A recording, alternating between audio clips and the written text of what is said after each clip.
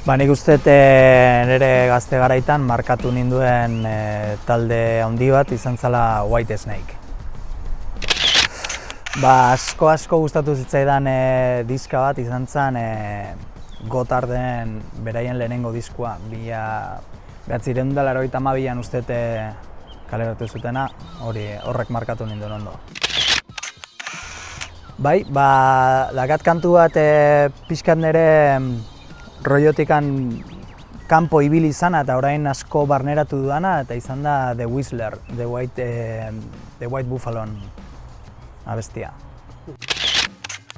Egia esan asko gustatzen zait M-Clanen Arenas Movedizas kantua, uste hitzak mehatxu puntu bat duela eta horrek morboa ematen dit egia esan.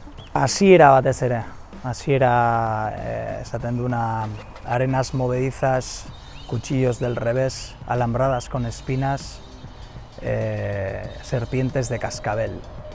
Hori. Abeslariak asko daude, ez? Ezkenen abeslari onak egia esan gustoko ditudanak asko dira, ez? Baina gaur egun nahiko puntero ikusten detena eta asko gustatu zaidana izan da Nathan James, Ingloriouseko abeslaria, ez? Baina asko egon daitezke, ez? Jeff Scott Soto, David Coverdale, asko dira. Eta gitarrista nik uste baita ere asko, baina dago bat oso niretzako oso importantia dana, ze ikuste mutil bat lan asko egiten duna, ez? Oso jarduna dana eta bea Joe Bonamassa da, ez? Egia esan, danetik pasadet. Gustatzen zaidala berreskuratuet biniloa berriz. Gustatzen zait biniloa erostea, biniloak denbora ematen dizulako, ez? Musika entzuteko eta nik uste garrantzitsua dela gaur egun denbora hori ematea, ez? Gaur Spotifyekin azkenen klik batera dazkazu entzungai, nahi dituzun kantu guztia, baina biniloak daka xarma hori, ez? Ematen dizu zuretzako denbora, ez?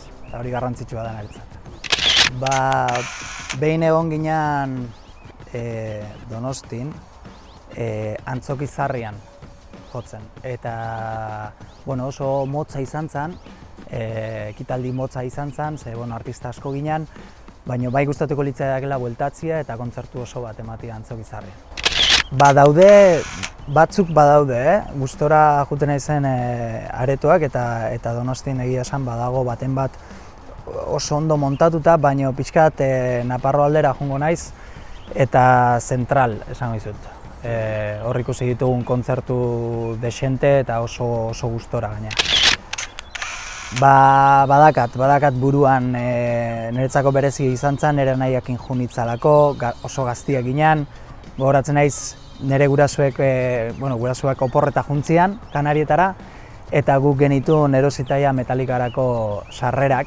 Uste, bigarren aldia izan zala honea etorri zianean, belodromoan eta oroitzapen goxoa gordetzen dut. Honek bizkat lotxa ematen dit aitortzeak, baina...